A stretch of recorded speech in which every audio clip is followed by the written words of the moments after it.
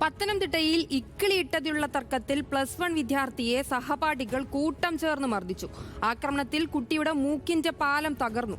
Kalanjoor government higher secondary സ്കൂളിലാണ് സംഭവം. അതേസമയം വിദ്യാർത്ഥികൾ തമ്മിൽ നേരത്തെയും പ്രശ്നമുണ്ടായിട്ടുണ്ടെന്ന് പിതാവ് പറഞ്ഞു.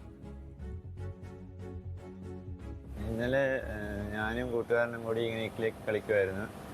അപ്പോൾ പെട്ടെന്ന് അവനിങ്ങനെ സംസാരിച്ച് ഞങ്ങൾ രണ്ടുപേരും സംസാരിച്ച് ഇക്കിലേക്കാക്കി കളിച്ചുകൊണ്ടിരുന്നപ്പോൾ പെട്ടെന്ന് അവന് ദേഷ്യം വന്നിട്ട് ഞങ്ങളിങ്ങനെ സംസാരിച്ച് തർക്കമായി.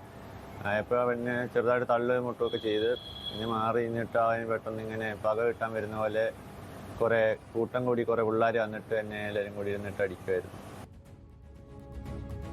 വിവരങ്ങളുമായി ശ്രീരാജ് ചേരുന്നുണ്ട്. ശ്രീരാജ്, ഇക്കിളിയിട്ടത് തന്നെയാണോ കുട്ടിയുടെ ആക്രമണത്തിൽ കലാശിച്ചത്? പിതാവ് പറയുന്നതനുസരിച്ചാണെങ്കിൽ വിദ്യാർത്ഥികൾ തമ്മിൽ നേരത്തെയും പ്രശ്നങ്ങൾ ഉണ്ടായിരുന്നു.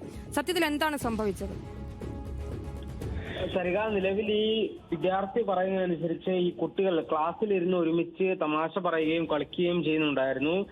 അതിനിടയിൽ ഉണ്ടായ ചെറിയ ഒരു തർക്കമാണ് ഇത്തരത്തിലുള്ള ഒരു വലിയ സംഘർഷത്തിലേക്ക് കലാശിച്ചത്. ഇന്നലെ ഉച്ചയ്ക്കാണ് ഈ സംഭവം ഉണ്ടാകുന്നത്. Pathanamthitta Kalanjoor government higher secondary സ്കൂളിലെ +1 വിദ്യാർത്ഥിക്കാണ് ഇത്തരത്തിൽ മർദ്ദനമേറ്റത്. സഹപാഠികളായ വിദ്യാർത്ഥികളുടെ ഭാഗത്തു നിന്നും ക്രൂരമായ മർദ്ദനമേൽക്കുകയായിരുന്നു.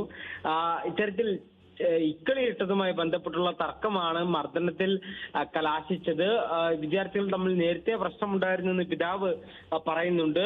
ഇത്തരത്തിൽ വിശദമായ അന്വേഷണം ഇക്കാര്യത്തിൽ ആവശ്യമാണെന്ന് കുടുംബം ആരോപിക്കുന്നു. നിലവിൽ കൂടൽ പോലീസിന്റെ ഭാഗത്തു നിന്നും അറിയിപ്പ് ലഭിക്കുന്നത് ഇത്തരത്തിൽ ഈ വിഷയത്തിൽ വിശദമായ അന്വേഷണം ഉണ്ടാകുമെന്നും അതുപോലെ തന്നെ കേസെടുക്കുമെന്നാണ് പറയുന്നത്. ഈ കുട്ടിയുടെ മൂക്കിനും, അതായത് മൂക്കിന്റെ പാലത്തിനടക്കം ഗുരുതരമായ പരിക്ക് സംഭവിച്ചിട്ടുണ്ട്. എന്തായാലും വിശദമായ അന്വേഷണം ഇക്കാര്യത്തിൽ ഉണ്ടാകുമെന്നാണ് പോലീസ് പറയുന്നത്. ശരി, പത്തനംതിട്ടയിൽ നിന്ന് ശ്രീരാജാണ് വിവരങ്ങൾ നൽകിയത്.